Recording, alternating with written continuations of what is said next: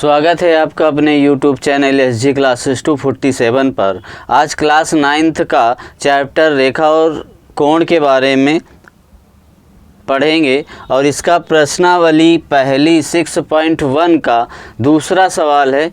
और पहले सवाल में आपने पढ़ा था कि कोणों के कैसे मान ज्ञात कर सकते हैं, यानी प्रतिच्छेदित रेखा हो तो शीर्ष कोण क्या होते हैं, इनको शीर्षाभिमुख कोण किसको कहते हैं, संरेख यानी सीधी रेखा पर कितने अंश का कोण बनता है, सब आपने ये जानकारी पढ़ रखी है। तो आज हम अगला सवाल इसका दूसरा देखते हैं क्या बोला गया है इस पे। तो इस पे बोला गया है कि आकृति 6.14 में रेखाएं x और XY और MN बिंदु O पर प्रतिच्छेदित करती हैं यदि कोण POY बराबर 90 अंश और A अनुपाते B बराबर 2:3 है तो C का मान ज्ञात कीजिए। तो यहाँ पर देखो आपको X और Y ये रेखा है, सीधी रेखा है, तो स्वाभाविक है इस पर बनने वाले कोणों का योग कितना होगा, 180 अंश होगा, ठीक है ना। और एक MN एक सीधी रेखा है तो इसके पर भी बनने वाले कोणों का योग क्या होगा, 180 अंश होगा। तो आपने इतना समझ लिया। तो अब हम क्या करते हैं, सवाल को सॉल्व करते हैं। मानते हैं कि पहले तो जो दिया है हम वो चीज़ें लिखते हैं कि इस पे आखिर में दिया क्या है। तो देखते हैं, दिया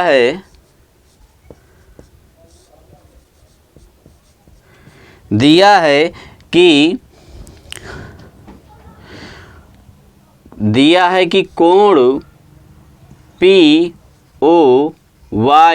बराबर 90 अंश, सिर्फ इतना पॉइंट दिया है। और दे दिया है कि अनुपात कितना है, यानी अनुपात A अनुपाते B बराबर 2:3, ठीक है ना। ये चीज़ हमको दो चीज़ें बता दी हैं।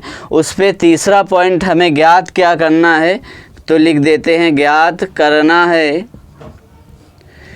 C ज्ञात करना है, C अंश ज्ञात करना है ना, ठीक है। तो अब हमें C पॉइंट ज्ञात करना है कि ये वाला पॉइंट ये कितने अंश का है, हमें ये ज्ञात करना है। तो सबसे पहले हम क्या करते हैं, A को और B कोण को दोनों को क्या कर लेते हैं, मान लेते हैं। यानी A को और B को क्या कोण है, तो हम इसको मानेंगे, माना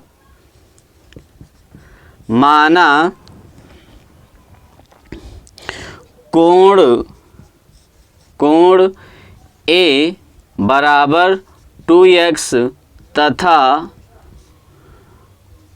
कोण B बराबर 3x। इस प्रकार से हमने इन दोनों कोणों को मान लिया। अब हम इसका आगे करते हैं सवाल। तो अब देखो यहाँ पर ये अब दोनों ये मान लिया। अब इन तीनों कोणों का योग कितना होगा, हमारा 180 अंश होगा। और ये वाला कोण ये जो है POY यानी ये वाला कोण आपका कितने अंश का दे रखा है, सीधे 90 अंश का उसने बोल भी दिया है। और दिख भी रहा है कि कोई एक लंब या सीधी रेखा आपस में टकराती हैं तो वहाँ पर 90 अंश का कोण बनता है, ठीक है ना। तो ये इसको हम सॉल्व करेंगे। तो सबसे पहले कोण लिख लेंगे कि कोण कौन से हैं। तो लिखते हैं कोण XOM, कोण XOM प्लस कोण MOP प्लस कोण POY बराबर 180 अंश। और क्यों 180 अंश, कि सीधी रेखा पर बने कोण लिख दे सकते हैं कि सीधी रेखा पर बने कोणों का योग कितना होता है, 180 अंश होता है। इसको हम ब्रैकेट में आगे लिख देंगे। अब हम क्या करेंगे, जो हमने माना है XOM कितना माना है, यानी XOM एक्स ओ एम यानी बी हमने कितना माना है 3x, तो यहाँ पर 3x लिख दोगे। फिर इसको हमने कितना माना है 2x, तो 2x लिख दोगे। यहाँ पर 90 अंश ऑलरेडी दे रखा है तो यहाँ पर 90 अंश रख दोगे, बराबर 180 अंश आ जाएगा। फिर क्या करते हैं हम, इनको दोनों को, ये चर है, इनको जोड़ लोगे तो कितना आ जाएगा, यहाँ पर आ जाएगा 5x प्लस 90 अंश बराबर 180 अंश। अब देखो ये चर है तो इसको वापस उसके बराबर के यानी पक्षांतर करेंगे तो 5x बराबर 180 अंश, ठीक है ना, और माइनस का 90 अंश। तो यहाँ पर 5x बराबर कितना आ जाएगा 90 अंश, क्योंकि 180 अंश में 90 अंश घट जाएगा तो 80 अंश आ जाए 90 अंश आ जाएगा। तो अब इसका मान यदि हम ज्ञात करें, x बराबर कितना हो जाएगा 90/5, तो हम जानते हैं कि 18 पंचे कितना होता है 90, यानी हमारा x का मान कितना आ गया 90 आ गया। तो यहाँ पर हम कोण A का और कोण B का मान ज्ञात कर लेंगे बड़ी आसानी से। तो कोण A बराबर कितना माना था 2x, तो यहाँ पर क्या हो जाएगा, यानी 2 गुणते 18 बराबर कितना आ जाएगा 36 अंश। और कोण B बराबर हमारा कितना आ जाएगा 3x होता है, तो यहाँ पर 3 × 18, तो यहाँ पर कितना आ जाएगा 54 अंश आ जाएगा, ठीक है। अब देखो सबसे बड़ी बात अब क्या है, हम दोनों कोणों का मान हम निकाल चुके हैं। यदि हम यम और यन रेखा लेते तो यम यन यदि रेखा लेते तो यहाँ पर हमको b का मान की आवश्यकता थी, तो हम c का मान हम ज्ञात कर लेते, ठीक है। तो इसको फिर हम सॉल्व करते हैं।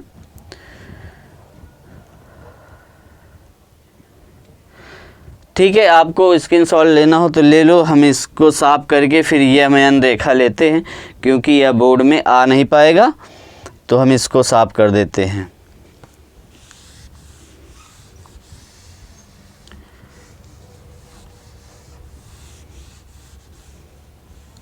हमने मान जो निकाले हैं वो यहाँ पर लिखे हुए हैं। तो अब हम लिखेंगे यम यन एक सरल रेखा है, यम यन एक सरल रेखा है, ठीक है ना। सरल रेखा पर बने कोणों का योग 180 अंश होता है। तो अब यहाँ पर हम दोनों कोणों, एक कोण कौन सा बन रहा है, एक बन रहा है यहाँ पर क्या था x था, तो x o m, और ये कोण बन रहा है x o n। तो यहाँ पर लिख देंगे कोण x o m प्लस कोण x o n बराबर 180 अंश। यहाँ पर लिख दोगे कि सीधी रेखा पर या सरल रेखा पर, सीधी रेखा पर बने कोणों का योग, बने कोणों का योग बराबर 180 अंश होता है, ठीक है ना। सीधी रेखा पर बने कोणों का योग बराबर 180 अंश होता है। तो एक्स ओ एम हमारा कितना है, एक्स ओ एम अभी आपने बी का मान निकाला है, ये 54 अंश आया है। क्या आया है 54 अंश आया है, और ये आपका 36 अंश आया है, ठीक है। तो इसका मान हम रखेंगे तो 54 अंश प्लस एक्स, अब यहाँ पर हमारा ये सी मान रखा है तो यहाँ पर हम सी रख देंगे, बराबर 180 अंश आ जाएगा। और तो c बराबर कितना आ जाएगा 180 अंश माइनस कितना 54 अंश, तो c का मान कितना आ जाएगा निकल के 126 अंश। क्लियर है, 6 इस पे बचा, 180 अंश 26, 126 अंश आ गया। तो अब यहाँ पर लिख सकते हो आप कि अतः कोण c का मान कितना है, यहाँ पर कोण c का मान लिख दोगे, अतः कोण C का मान 126 अंश होगा। आपका यही आंसर आ गया, ठीक है। उम्मीद है आपको सवाल बड़ी आसानी से समझ में आया होगा। तो देखते हैं अगला सवाल।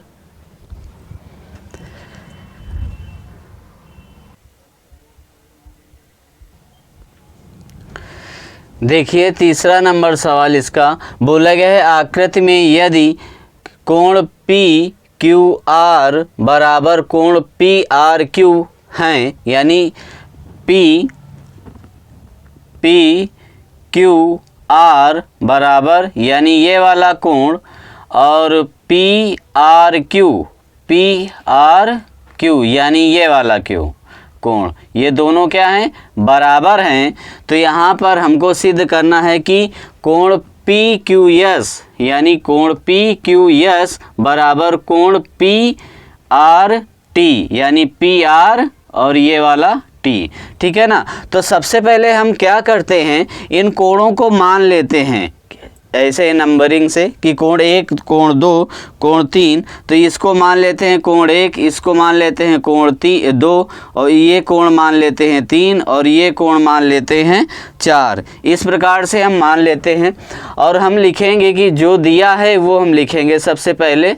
तो दिया इस पे क्या है, दिया है कि कोण पी क्यू आर बराबर कोण पी आर क्यू।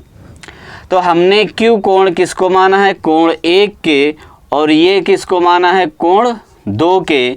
ये क्या हैं, बराबर हैं। तो ये हम समीकरण इसको 1 मान लेते हैं यहाँ पर। ठीक है।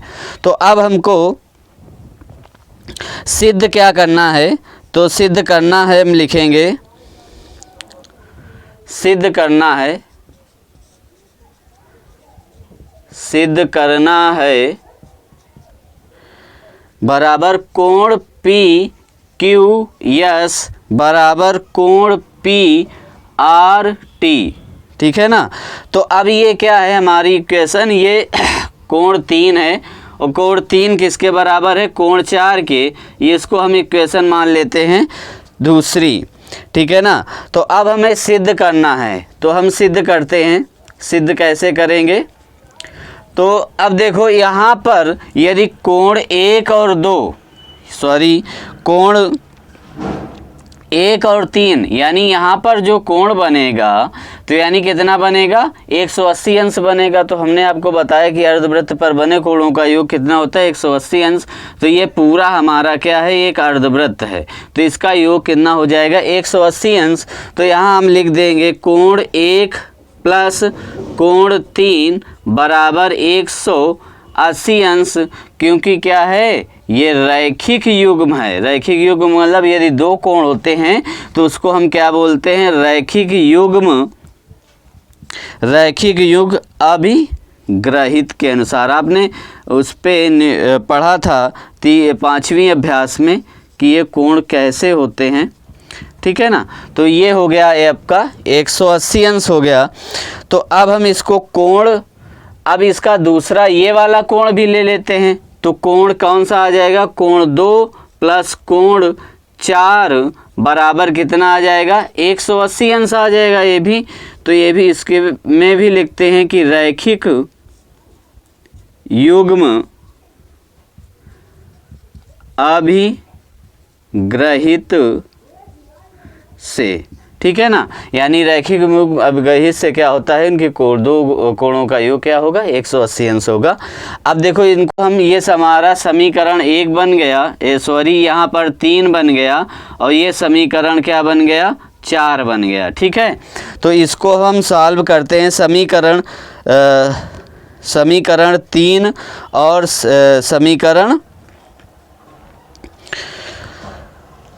समीकरण 2 और समीकरण 3 से, है ना। तो यहाँ हम बराबर इसको करेंगे, लिखेंगे समीकरण 2 तथा समीकरण 3 से। ठीक है ना। तो ये आपका समीकरण 2 नहीं होगा, सॉरी इसमें गलती हो गई, ये 2 होगा। ठीक है। ये समीकरण 2 होगा। ये समीकरण तो हमें सिद्ध करना है, ये तो आप पहले ही दे रखा, तो समीकरण 1 हो गया था, है ना। समीकरण 1 और 3 से ये आपका 3 हो गया। ठीक है। तो यहाँ से लिखोगे समीकरण 3 से, तो ये कोण क्या होगा, लिखोगे कोण 1 प्लस कोण 3 बराबर कोण 2 प्लस कोण 4। ठीक है ना। अब यहाँ पर क्या करोगे, इसको 1 मान लो, यानी कि यहाँ कोण 1 की जगह क्या है, कोण 2 दे रखा है। कोण 1 की जगह क्या दिया है, कोण 2 दिया है, तो यहाँ पर हम 2 रख लेंगे। तो यहाँ लिखोगे, यानी कोण 1 के बराबर किससे है, कोण 2, यानी एक कोण की जगह हम दूसरा कोण लिख सकते हैं। तो कोण 2 प्लस कोण 3 बराबर कोण 2 प्लस कोण 4। यहाँ लिखोगे समीकरण 1 से। ठीक है ना। तो देखो अब ये प्लस माइनस है, कैंसिल हो गया, तो यहाँ पर क्या आ गया, यहाँ पर हो गया कोण 3 बराबर कोण 4, और यही हमें क्या करना था, सिद्ध करना था। तो अतः यहाँ पर लिख दोगे, अतः यही सिद्ध करना था, कोण पी क्यू एस बराबर कोण पी आर टी, यही हमें प्रूव करना था और प्रूफ हो गया। बड़ी आसानी से सवाल हमने ये दोनों, दूसरा और तीसरा, बड़े आसानी से समझा, और उम्मीद है आपको समझ में आया होगा। तो यदि उम्मीद समझ में आया हो तो लाइक करें, सब्सक्राइब करें और अपने दोस्तों को शेयर करें, और ज़्यादा से ज़्यादा शेयर करें। मिलते हैं फिर नेक्स्ट क्लास में अगले सवालों के साथ। तब तक के लिए नमस्कार।